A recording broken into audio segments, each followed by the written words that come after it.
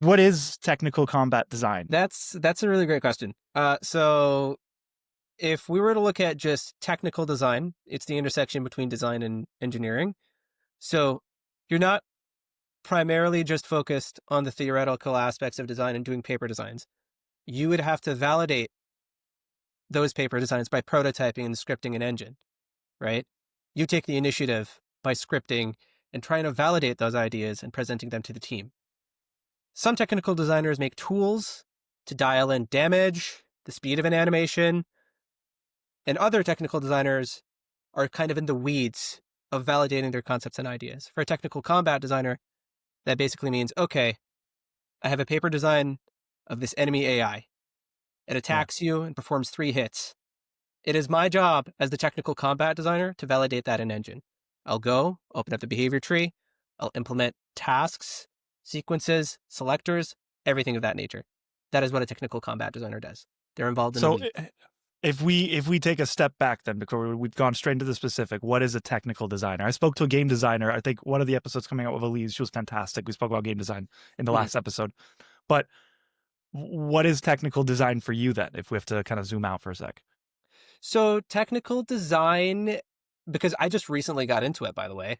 I have Okay. Oh, I'm even very better, new yeah, to it. because then it's So my coming through definition, new eyes. Yeah, yeah, so exactly. my definition is not really fully concrete. I just recently became a technical combat designer. Initially, I was a combat designer, but Yeah. it's a designer that knows how to validate their ideas in an engine and present them to the team as efficiently and quickly as possible. So you wouldn't be relying too much on engineering. You have the chops to validate those things without too much reliance on engineering, right? So you're in the weeds. That's practically the kind of feeling that I get when I do that. So yeah. Okay. Okay, we shift the other way. Then combat design. Like combat's been around since the dawn of games in some way. You've had some level of combat as soon as you could get an NPC versus kind of player one. How do you design combat? What does it even mean to design that? So yeah, combat design is the interplay between players and enemies, right? So Okay. every action has a reaction. Player performs an attack, enemy reacts to that attack and invites you to fight it. So it's all about, I kind of, I think of it this way. It's like an analogy that keeps popping up in my head. It's like playing ping pong Hmm. between yourself and an enemy. So you're kind of creating the back and forth. You're designing the back and forth between players and enemies. To add as well, that's a core part of the experience, by the way. You're thinking about player abilities. You're thinking about progression. You're thinking about a lot of these things. So at its core is you're thinking about the interplay between players and enemies while also considering the abilities and the fantasy of the character that you're controlling. So you have like really basic versions of it, which is I'm picturing like my go-to is always World of Warcraft. You attack an NPC that's hostile. It starts attacking you back. It has an auto attack timer. Maybe does like 5 damage per tick per combat speed, whatever it is. And then you just have that, which is just automated. Just it will attack you to infinity until you die, Mm. and then maybe it can go into its skill pool. Maybe cast a spell. Maybe it does a little buff that does damage when you hit it. Is that where we start getting into these behavior trees that I hear about all the time? Exactly. That's where you start looking into kind of like that loop of how does this enemy behave then? Like how does this space then change? Right? So uh one thing that a lot of games do really well is this is something that I learned from Yuji Nakao, who I met at Gamescom, the director of Ninja Gaiden 4. And what he had told me is that it is important to maintain enemy combat loops, right? And it's important to ensure that they feel varied. So if you're fighting against an enemy and it sort of has this repeatable pattern, but it doesn't change, fighting it isn't as exciting.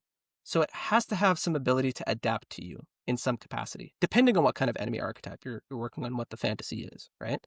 So very, very essential to take that into consideration.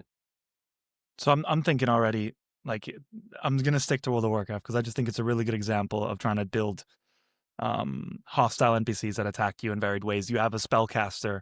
You have maybe someone who is stealthed, who will appear if you get into their kind of aggro range, or at least where they can identify you and attack you. You have people who have a shield and may take more damage. Someone who has a two-handed sword and may kind of deal more damage.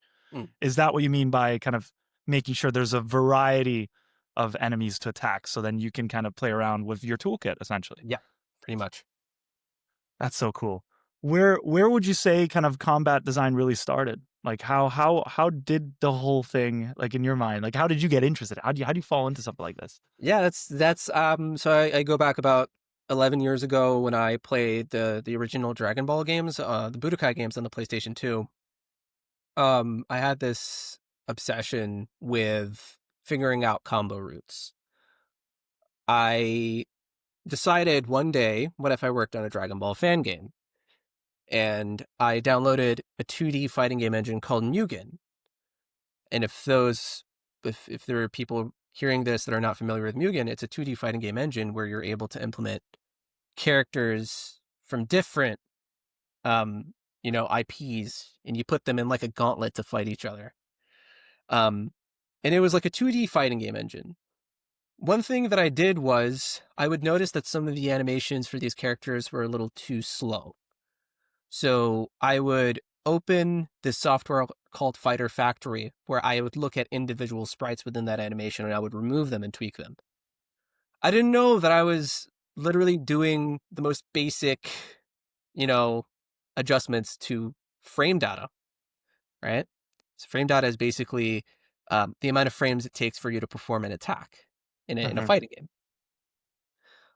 So I had started tweaking those animations and became obsessive over that. And that slowly bled into my obsession with competitive fighters. I ended up really digging deep into the competitive scene in Smash Bros. Oh, Specifically I Smash love Bros. Smash Wii U, Bros. Yeah. right? Yeah. Which Smash Bros? What Wii console? U. Yeah, the Wii U Wii U. Smash Bros. Okay, Yeah. okay, God. I played loads when I was a kid on the GameCube. I was It's great. really into the GameCube Just Smash Bros. But yeah, phenomenal. Yeah. So I started to get into the competitive scene of Smash Bros. And I started to look at um, you know, ways to counter opponents of mine that I would, go into local matches with. I would try to study them. I try to study their maneuvers and their abilities, how to counter them. And then one day I said, huh, I really want to work on an action game. So I picked up Unreal Engine, and this was when I entered college. It was at the start of the pandemic, and I decided to work on a Dragon Ball fan game. And it was inspired by Devil May Cry. It's called Dragon Ball Demon Breaker. Worked on that for about a year, and I felt a sense of just satisfaction and enjoyment. I was out here designing player abilities. I was tweaking animation timings. I was designing AI behaviors and AI coordination. Um, and I went to my advisor one day and I said, I don't know what this is. It's just super interesting to me. Like I sort of have this obsession with this type of design that I'm doing. And he told me, I think you're a combat designer. And that's when it clicked. And I was like, okay, that explains everything. The Dragon Ball fan games I would make when I was young on Mugen, where I was tweaking animation timings. The competitive scene when I was in Smash Bros, even though I got my butt kicked severely, right? The action game started to connect the dots, and I realized, my God, I am a combat designer. And then I decided to pursue it. And I applied a lot of the stuff that I've learned and I honed in on my craft. And today I'm a technical combat designer. that's incredible. That's incredible. Like I'm thinking, as you learned about combat design, would you look at like games and how they're structured and you could kind of see through the planning that went into it? So, like, let me give you an example. Smash Brothers. Mhm. Like all the champions or heroes, however they call them, have like different kind of abilities. Some like Kirby can jump and like continuously jump up, right? Then you have Donkey Kong that can grab you, maybe just throw himself down. I'm speaking from the GameCube version, but as you're looking at figuring out these counters, right? You're looking at all the different champions. You're trying to figure out how can I beat one? Do you start realizing a pattern in how the game was developed or designed? Because that's what I always try to think of is like Yes. when you have these like complex kind of hero abilities and kind of characters, there must be a way of breaking it down to just like pros and cons against each other, like rock paper scissors. Like rock is gonna beat scissors, and scissors is gonna beat paper, but paper beats rock, and then kind of I'm simplifying it, but it breaks out, right? So is Yeah, that pretty is that much. what you started seeing? Pretty much. I remember at one point, so me and my brother recently, we've been playing a whole lot of Smash Bros. Ultimate, and I play Ganondorf. Of And course. he usually likes to play with Sheik. And that's such great counterplay because Ganondorf has really long, animations, but he does really high damage. And Sheik has just a really fast rush down kind of style where Sheik's attacks are super quick. So every attack that I perform is super slow, so he catches me off guard, right? Because of that speed. To add as well, one thing about Smash Bros. That Smash Bros. Does really well is every character has a different weight, right? With Ganondorf, you're a lot heavier, so your gravity is a lot heavier. With Sheik, she can float higher, right? So you're able to reach platforms at a much different, at a much different Mm. pace. So you're unable to truly reach Sheik at times. So there's a sense of counterplay here that you kind of when you put your goggles on, you're like, okay, I see these weaknesses and I see these strengths, and you try to play them to your advantage.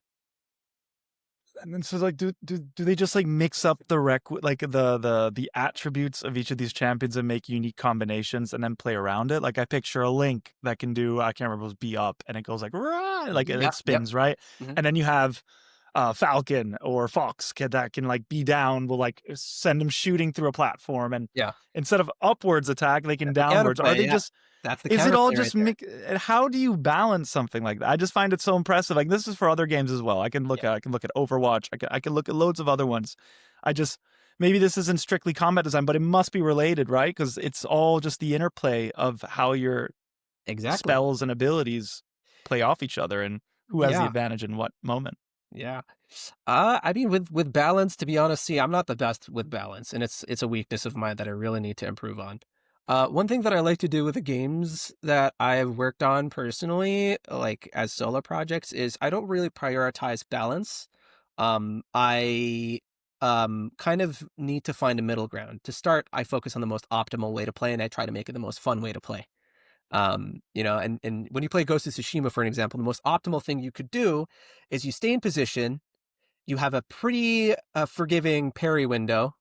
You don't really need to engage with the enemies. You can just stand in position, and it's so fun when you parry and just insta kill your enemies. The most Just feels optimal good. way to play is the most fun way to play, right? So that's one philosophy that I like to carry. Um, Afterwards, that's when I start to consider balance. So I look at it as 60% prioritizing the most optimal way to play and making it more fun, and 40% is a balance. Okay. Everybody has a different way to approach it. Maybe mine is blasphemy. you know, Maybe it could change over the next couple of months, years, or something. But that's something that I recognized. And when you play Ninja Gaiden, for an example, the most optimal way to play is by de-limbing your enemies and insta killing them with your obliteration technique, and it's so fun, right? But there's a sense of balance here where you're unable to properly de-limb unless if you have a really good set of hits that are always followed through without any interruption. But the caveat here is that you can't cancel out of your attacks in Ninja Gaiden. It's high commitment. The attacks that you make are not cancelable, so you're prone to getting hit. So there's a balance in there. So focus on the optimal, make it the most fun, and then look into the balance. Okay. Okay. Well then just talk to me a little bit more about your journey. Because I think a lot of people maybe listening are thinking, oh, that's so cool. He just started combat design. I'd love to be a game designer in general, even maybe specifically combat designer.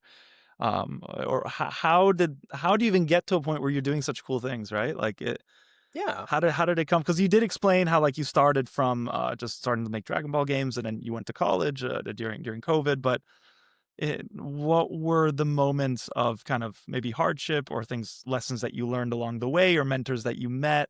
Yeah. How did this become something concrete from just an idea and a passion? Yeah, that's such a great question. So when I wanted to be a game designer, I was 11 years old. And this was in 2011. So from that day forward, I relentlessly pursued the the idea of it, right?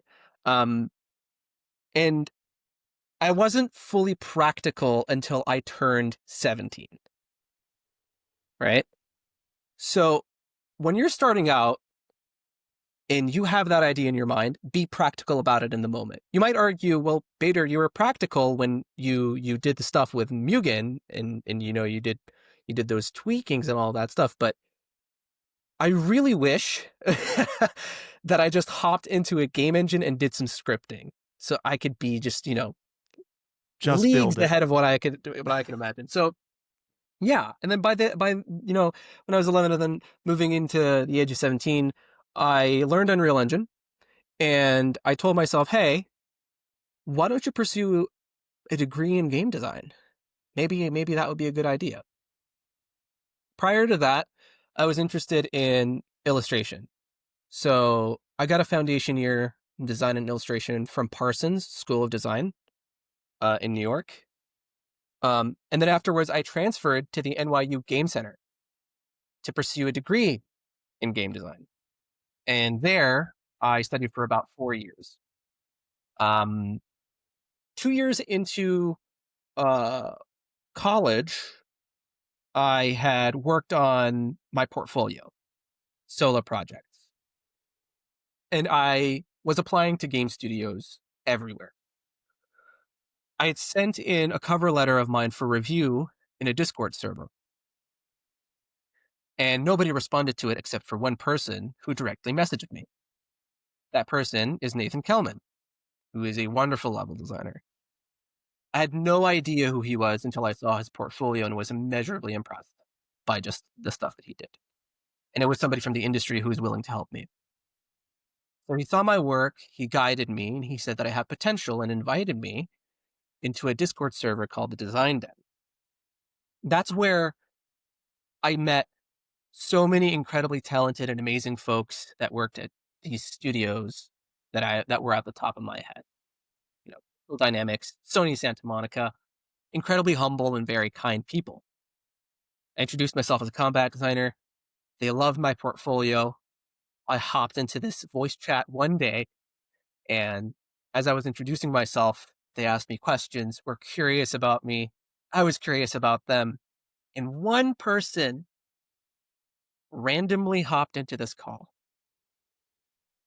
And it was Alex Brzee, who you had on your podcast.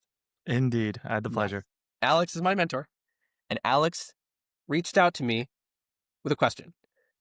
What kind of combat designer are you?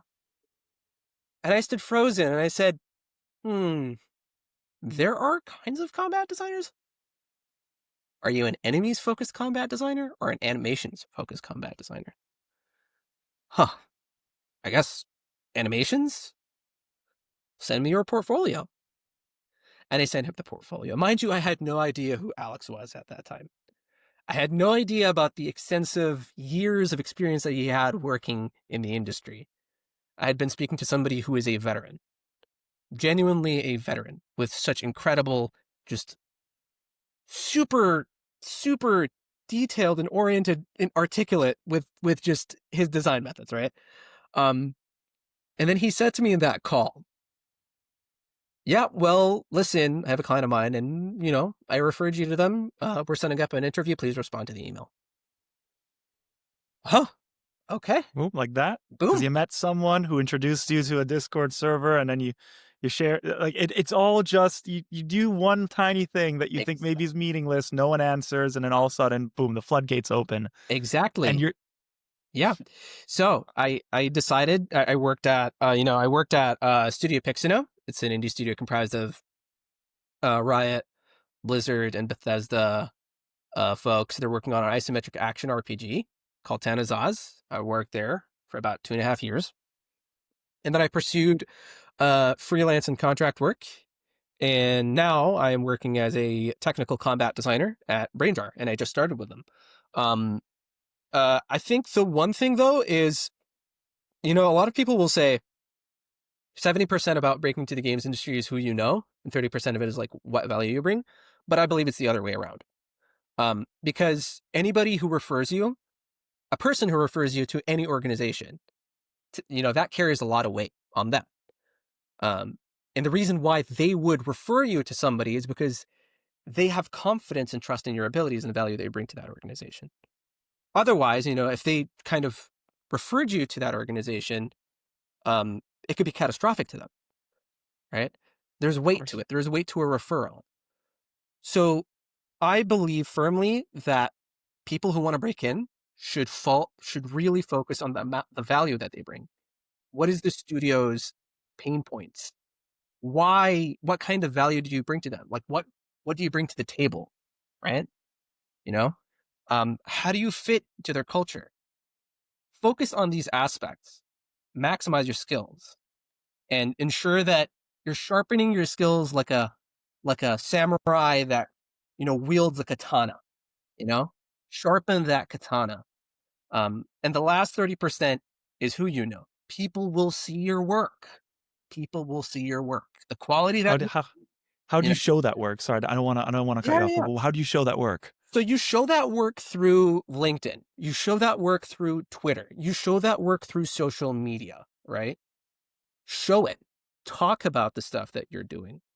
And if deep down you showcase your work and you feel like there's more to it, right? In terms of quality, that you can push it further. Push it further. You can do it, you know? So if there's like this creeping sense of doubt about a certain mechanic you have in this game that doesn't feel right or doesn't solve an actual design problem, lean into that and really push for improving its quality and post that progress. Show people that progress. It gets you really far, you know? What about I imagine like someone in high school that's listening who's looking at maybe building a game, but it just looks so daunting, right? Like Mm. I want to get to a point where I can start practicing my character design, my combat design, animation design. But before I can even get to that, I either have to find kind of a foundation just to experiment with that and play around with it, or I have to build my own foundation. Mm. So how do you work with others? How do you even get to the point? Because you described to me the moment you started kind of using Unity is when you became practical at 17. Yeah. But Uh, from yeah. that period, how do you go from like zero to like I'm interested in this? How do I become practical? Like besides just learning Unity, like do you work with others? Do you just like go on YouTube videos and just like kind of create your own like basic games and just start experimenting? How do you scale that up? I think is what I'm trying to figure out. That's a great question. And it's something that, is essential to figure out. Um, I personally feel like anybody who wants to start making games should come to terms with the fact that they will not be making GTA within the first week, you know? So Here, start here. incredibly small. Look at your favorite games. Mine is Devil May Cry, for an example, right? And play them and analyze them. Determine or see what needs fixing or what doesn't seem to align with you. Find out why, create a solution, then validate that solution or validate that hypothesis in an engine. When you do that, see or determine if it's a success or if it isn't. And if it isn't, then iterate. Yeah. No, And, I'm smiling because I yeah, love this because it is the same for any kind of role, like whether it's game design or product. Like it's the same stuff. I want you to point out problems that are in this current experience. I want you to present me hypotheses or a solution, and then I want you to show how you're going to evaluate or validate that that solution works, and then why it's important for me. And I think for anyone listening, like whether it shows because if I'm talking to a game designer or I'm talking to someone who wants to break into product or someone wants to become a producer or whatever it may be, like the way to get your foot in the door is like just showing the problems, like explaining, showing the problems and explaining what you'll do about them, and that's Yep. so powerful across Very, the board. very. Yep. It's so as a designer, you've spoken to a lot of very important designers. You've been mentored by Alexander Brazy. What are skills that a young designer should have to excel the in a certain mentorship? Like you're learning, right? You enter a new company, you need to be ready to learn. You need to be ready to also deliver. You need to be avoiding perhaps some maybe you don't really believe in yourself that much because you're still kind of picking up kind of your what the imposter syndrome. Maybe you got a little bit of Yep. imposter syndrome. What are some good skills for people that are trying to become designers or maybe are on the cusp of being a design, but maybe they're just not there yet? Everybody who is a senior designer, from what I've learned, and a lead designer has been in that position before. So to feel a sense of relief, you're not crazy for feeling that way.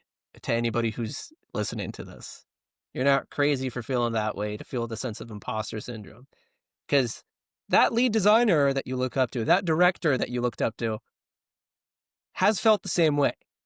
And the way they got through that was by taking initiative, by having bravery, and by asking dumb questions. And Tell it's me more fine. about the question part. Tell me more about the question part because that's so important. Uh, Like I hear this all the time. So I think a lot of people love to mask um kind of like their when they come up with or when they encounter a situation that's complex to them, or if they're anxious about a situation or something that they have to take ownership over, they don't want to look incompetent to their mentor or to their peers, right? But how are you going to learn? How are you going to align yourself with these people around you? You need to be asking these questions. You need to be asking them, right? And when you do, you will learn from that. They will guide you. If you're with the right team, they will answer your question and they will not make you feel bad for it. That's how you know you're in the right environment, right? So, Yeah. yeah. So, to answer the question, it's by taking initiative, it's by being brave, and it's by asking dumb questions. And in fact, I think the terminology here is wrong. It's not dumb questions. It's it's you know it's knowledge that you're seeking. Yeah. Yeah. So that's practically what it is. You can't know everything, right? Like you're coming into something new. Like to me, someone who asks questions is someone who's interested to learn, to is showing initiative, and is showing the initiative to even to show that they don't understand everything right away, and that there is a process, there is a growth that has to come with it, and so many people and the funny thing is that this happens across every level. Like you could go from the lowest of the like from low string people in a company all the way to like the highest strings. People sometimes just don't want to ask questions because they don't want to seem like they don't know. And Yep. I think the best people ask questions all the All time the because time. and it's knowledge sharing because then you get an answer, everyone's listening. It's like, well, now we all know this because I bet you if you're in a room of 10 people and you ask a question, probably half have the same question. Exactly. That's a good point. That's a really good point. Yeah. So tell me more about when it comes to combat design, like what are the different evolutions of this design? Like where are we heading with the future of combat in games? Because you have so many different types of combat, right? Like you've got your Tekken Street Fighter, you've got your MOBA League of Legends combat, you've got even GTA combat where you're just like locking in and you're just firing something and the civilians may fire back. Like where are we heading with all these different types? And is that even the right question to ask? How would you interpret it? That's a good question. So I guess with the kind of games we're seeing right now, we're seeing a resurgence with the classic hack and slash games. You're looking at Phantom Blade Zero. You're looking at, Ninja Gaiden 4. tides of annihilation, right? So we are approaching that kind of genre once again. And we're witnessing a resurgence. And I'm honestly all for it. And that's the kind of combat design that's always attracted me. It's that third person, stylish, badass, action oriented, you know, combat, where you feel like you're a truck bulldozing through a bunch of, enemies. So I feel like we're seeing a resurgence in those games now. And I really hope that resurgence continues. Because there's nothing quite like it, in my opinion. I feel like that kind of genre just has such, you know, there's just so much like flavor to it. I don't know how to There's a describe it. The gravitas. Yeah, there's a words, gravitas. Yeah, yeah, I yeah, get the what you mean. I get gravitas, what you right? mean. When you're playing Bayonetta or you're playing Devil May Cry, right? And Yeah. you kind of hold that controller as you're playing as Dante or as Bayonetta. Oh man, you totally feel like you can just take everybody out, you know? So I just hope that kind of genre continues to make its resurgence and continues to maintain itself as a pillar. And fingers crossed we keep going towards that kind of combat design, you know. What I don't want to pivot too quickly, but I keep thinking of behavior trees. And Yeah, a thought I keep having is like, can we make these behavior trees become more and more realistic? I know that like even like Assassin's Creed games has started adding like a bit of like movement, like people would hide or jump out. And like there are so many games that pave the way and continue to evolve it. But like, is it going to get to a point where you start adding social dynamics, for instance, to a behavior tree where like the person is saying something? It all feels so scripted. I don't want to sound like I'm all over the place, but it all feels so scripted where like obviously it's a tree, so this happens, so then this happens, so this happens. But as a gamer, I sometimes want to be taken completely by surprise. And mm. oftentimes when you play your favorite game over and over, you start breaking down the logic in a way where like it's gonna happen this way every time. Will we get to a point? I'm trying to combine like Gen AI and all these like crazy calculations that can happen. Like, are we gonna get to unpredictable, crazy realistic behavior trees, or does that kind of kill the fun in I tell you, combat? Right? I tell you Okay. that, I tell you that. So, I personally feel like predictability in games isn't a bad thing. And the reason being is when you're doing moment to moment combat, for an example, like a game where the objective is to perform stylish actions, having an unpredictable enemy will sort of hinder that momentum, right? If you know on your second run how that enemy is going to behave, you will feel like a total badass because now you're going to dodge out of the way like you're Goku. You're gonna know how exactly you're gonna bait that enemy, and you know exactly where you're gonna launch them and knock them down into the ground. It's so true. Like Wukong. I've been playing loads of Wukong, and that Yeah, happens all the Wukong's time. great. You're on your third, fourth, fifth run of a boss. You're like, all right, I'm starting to get what to do. I know when to dodge, Exactly. and That that's where the fun is. Because the first that's time you just get exactly. hammered. Yeah, and that's why a lot of FromSoft fans really like Souls likes because after their runs when they kind of get beaten by a boss millions of times, that pattern becomes predictable, and when that pattern becomes predictable, there's a sense of satisfaction to it. So Yeah, mastery. predictable enemy loops aren't a bad thing. Unpredictable enemy loops can cause frustration. So you need to kind of like strike a balance. Now, when we look at unpredictability, one thing that games do is they create randomized um attack patterns for a specific subset of attacks, you know so one thing that um if I were to look up God of War, right? God Yeah. of War Ragnarok, for an example, when you fight Thor, in that whole glacier, um, attacks have specific cooldowns. So you have a specific class of attacks called ranged attacks, right? Thor is going to initiate that cooldown, and he's going to try to figure out what other attacks he's going to use within that. You know, oh crap! I think I lost my train of thought. No, it's okay. So yeah, you have the ranged attacks, Yeah, and like there's a cooldown between each one of those happening. yeah. So basically you're using ranged attacks. There's a cooldown between those attacks, and if the first attack comes through and there's a cooldown on it, it prioritizes the second attack. So there's a sense Yeah. of difference that you can that You you can can predict it. You can and you can still know predict what's it. gonna happen. You Exactly, know yeah. that this big attack came, this blizzard came, and so you're gonna get ready for, "Okay, now I have time to maybe change Yeah. my positioning because the next attack I know will be here or is And likely to be there." yeah, and other abilities, so other games do something really cool. The Ninja Gaiden games do this really, really well. So, when an enemy is at 100% health, right, they have a specific set of attacks. When they're at 50% health, not even a phase change, they unlock their next attack within the sequence, and it's like a surprise to you. You don't know what's going to come next. So Yeah. it's really cool when games do that, and that's how you create a sense of unpredictability. It's a very double-edged sword. So too much of it can be a problem.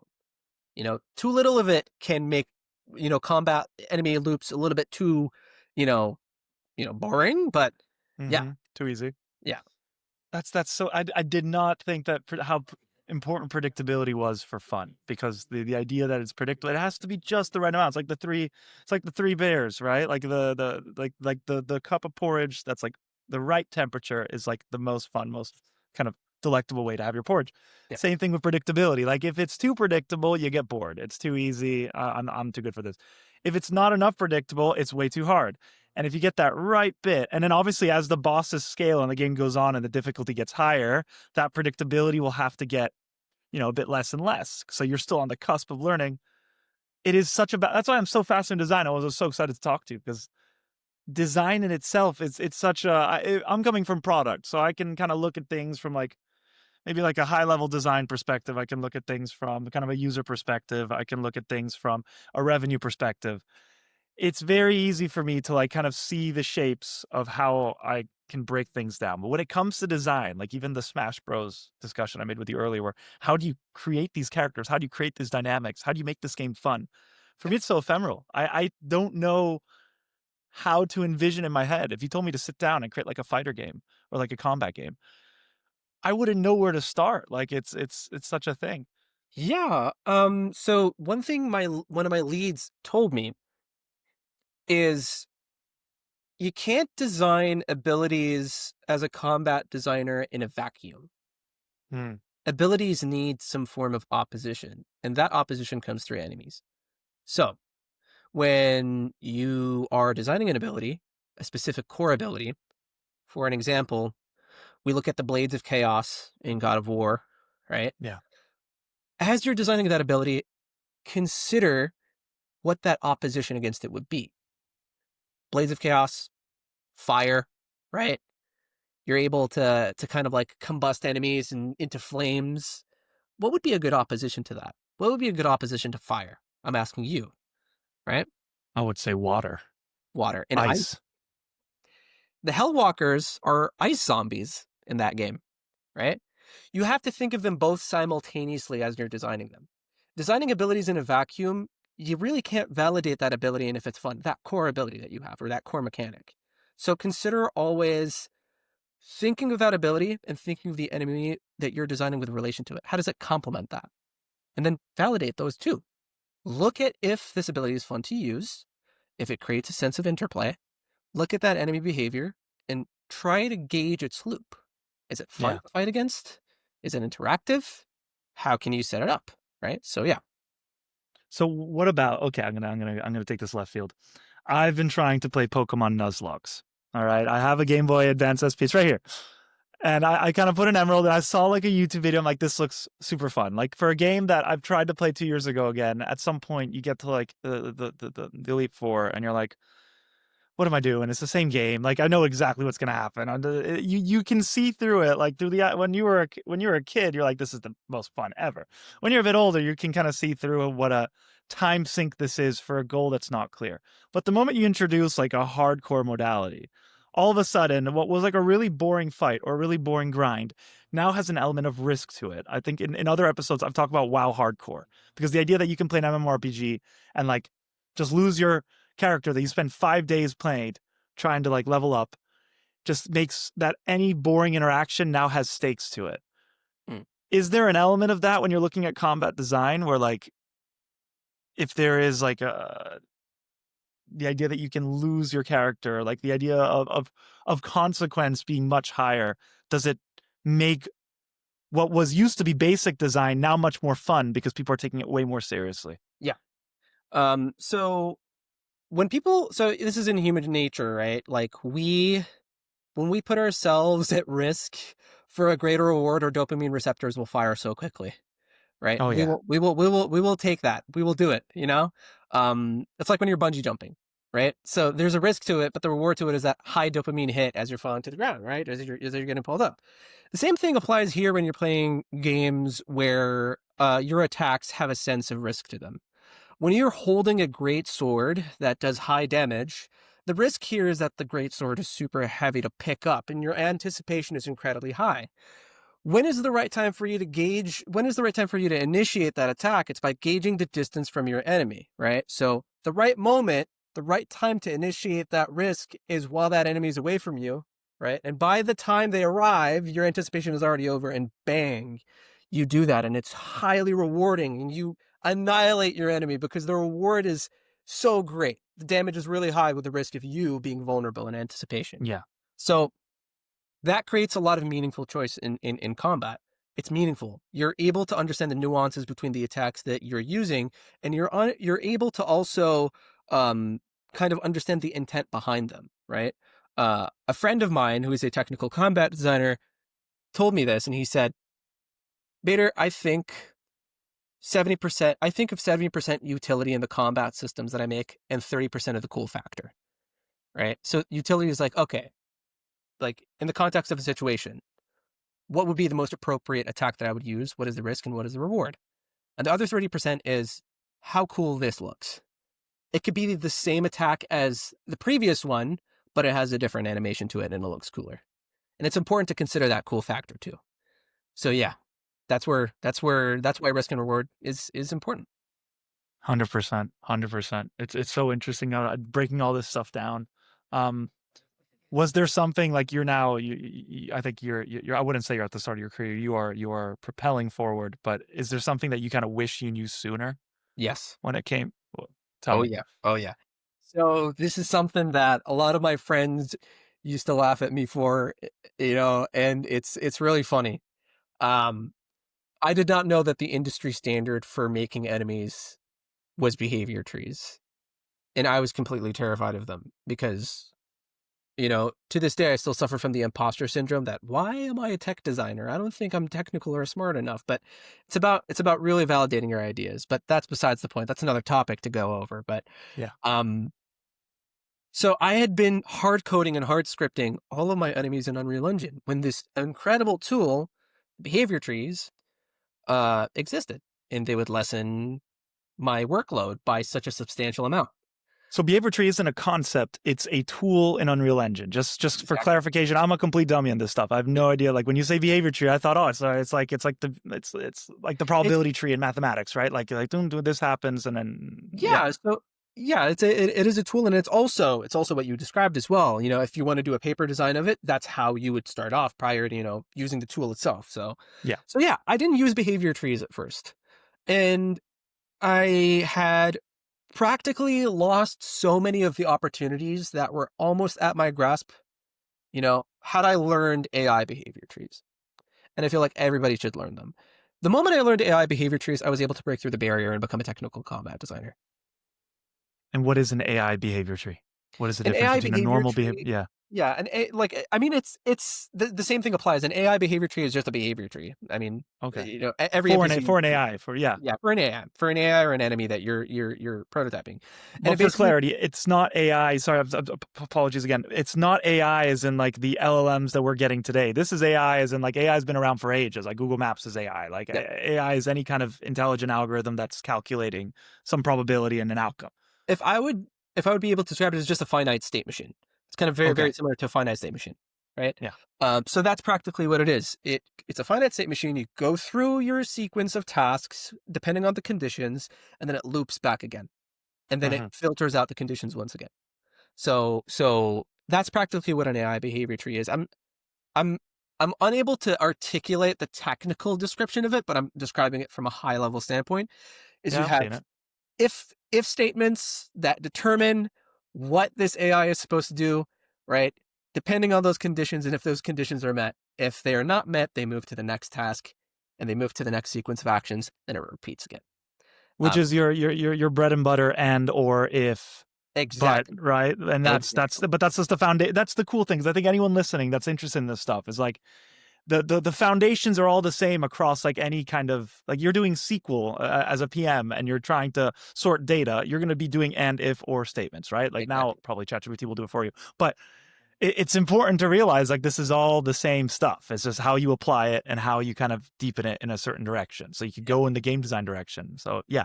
Yeah, for sure, for sure. And yeah, that's it was the best decision I've ever made. And my friends, a couple of my friends who would see me do the hard coding stuff and just like, why aren't you using behavior trees? This is blasphemy. This is blasphemy. I remember I had spoken to this incredibly amazing designer, somebody that I really look up to, and when I told them, oh, I hard scripted all of my AI behaviors, he would look at me and be like, what? Facepalm. Yeah, like the facepalm was like, no, no, no, we got to steer you in the right direction. We got to steer you in the right direction. This is not okay. No, no, no. I'm going to help you out. Here's why AI behavior trees are important. And I owe it to that designer. Really, I do owe it what, to them. what do you think the lesson was there? Because you were obviously doing something that was harder than the preferred route. Mhm. But I think a lot of times when you're learning something new, um, I don't think it's not stubbornness, but it's just you deepen what you already know, and it's harder to start something new, right? So once you get like a process for like I'm gonna start hard coding these behaviors, I already know how to do it. The effort of going and trying something new is uncertain, and so I Exactly. stick to what I know, and you just keep going until someone like grabs you and shakes you and says, "What the hell are you doing, man? That's Like you gotta do the right exactly thing." that's exactly that's exactly the feeling I had. Yeah. Very, very much. It's, you know, all right, I'm used to this. I know what I'm going to do. I'm going to do X, Y, and Z. But if I go into this route, it's uncertain. It's going to take me a while. And if it takes me a while, I don't want to do it because I don't have enough time. But then somebody just like shook it out of me. They were just like, oh, why are you doing this? It's like, it's like putting Yeah. pineapple on pizza. you know? It's again, it's like it's you can't design like combat in a vacuum the same way you can't learn something in a vacuum, right? Exactly. Like if we got to start drawing like parallels between what we're saying, which I think is incredible just to even kind of just say here in this conversation, but it is the truth. Like you need the importance of like mentors or just showing your work to others or you you gotta get your stuff out there because if you're just doing everything in your head you're probably it's human nature to just go down this logical fallacy where I'll just keep doing the same thing over and over and Yeah. expect maybe a quicker result, but it doesn't work like that. Yep. Ah, it's great. So what are you really excited to build? Like where do you see yourself in like 20 years, man? Like where do you and on top of that question, where do you see combat design in like 20 years? That's a really great question. Mm. On the question of where do I see myself in 20 years, I just see myself in a cabin in the middle of nowhere with a dog, just resting and chilling away from technology. These eyes hurt too much. Enough. Yeah, yeah, yeah. I feel that. Just taking a break, appreciating nature, rather than just like sitting in front of his screen for hours on it. On behavior trees all the Behavior. time. Yeah, actually look at real trees. Yeah. But yeah, in terms of where I see combat design growing, I think we're going to see a whole lot of really like we're going to see more vacant junior roles open for combat design. Like that's recently become a thing. Because combat design is such a hard field to get into because it's usually prioritized for seniors or leads or principals. And that's because combat design is a super interdisciplinary role and it's so fast paced where you're kind of taking ownership of a particular part of the game and you're pulling in every single department all together and you're grabbing all these dependencies and now it's on you to implement all those dependencies and validate that in the quickest way possible. And Yeah. you need to have a sense of really, really great trust. Um, and it you need to have that. You need to have people skills. You need to have communication skills. You need to take initiative. You need to be somewhat production oriented by noticing in alleviating people's pain, right? So I think we will see more junior combat design roles and more internships that are focused on combat design. Um, taking us from understanding or collaborating with specific departments rather than all the departments involved in combat design and working their way up to communicating with all the departments. So maybe like a junior combat designer would be working directly with animation, and then they would then as they get more experience, they would start to get access to art and they would start talking with both art and animation. And as they move forward and as they get, more experience, they start communicating with all of these departments.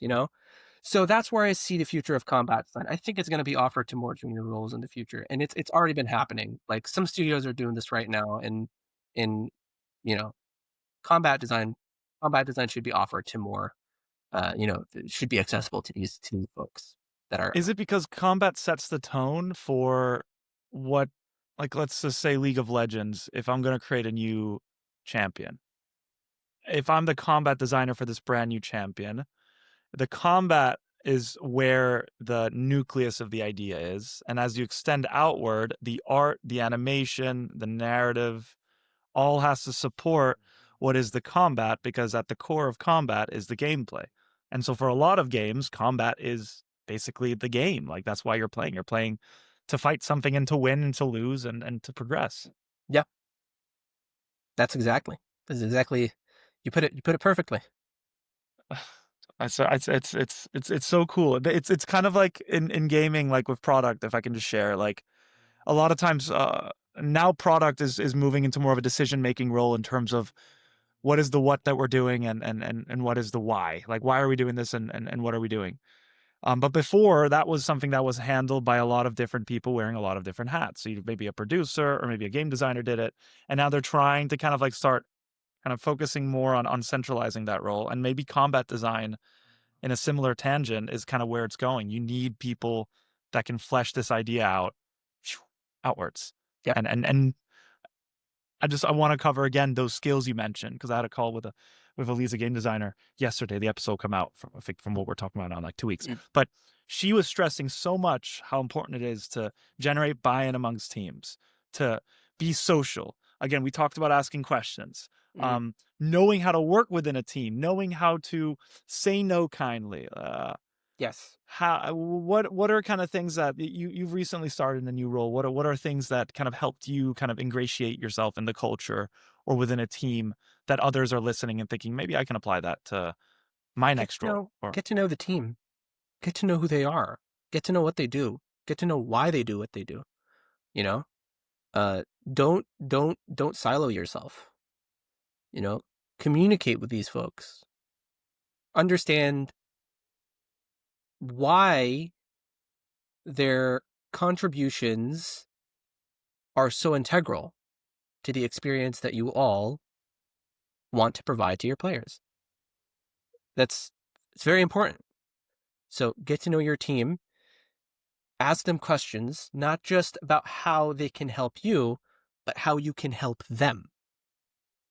Talk about what their expectations are from you. Ask them what their expectations are from you. You know, creates a sense of calm. It creates a sense of just, they're going to be clarity. open and clarity. Yeah. It's so important. And there's a sense of relief that I feel from people when I tell them, what do you expect from me? Because they will tell you, and you know, you got to take that into account to ensure that you alleviate them. You don't want to be pulling people, from their priorities out of nowhere.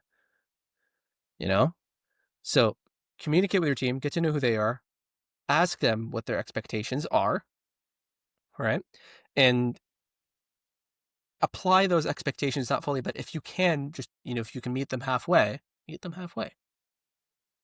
100%. You know, 100%. Meet them halfway. It's I think what you just described is what a lot of people maybe need to sometimes. Myself personally as well, have gone through that growth, which is understanding that you are part of a value chain that is delivering towards an output, and every person in that chain needs something done to make their input easier to generate. I don't know if that makes sense, but Yeah. we sometimes don't realize that we're part of a chain. We're part of a network of inputs that then go to one output, which is can be the game, can be a certain part of the game, a feature, a character, whatever it is. And the sooner you can understand that chain, the better you can find your place in it, and then you're part of the whole process, and then you're locking in, rather than sitting there thinking, "Oh, how do I do this?" You just got to go ask, got to go talk, get to know your team. Yeah. Very much.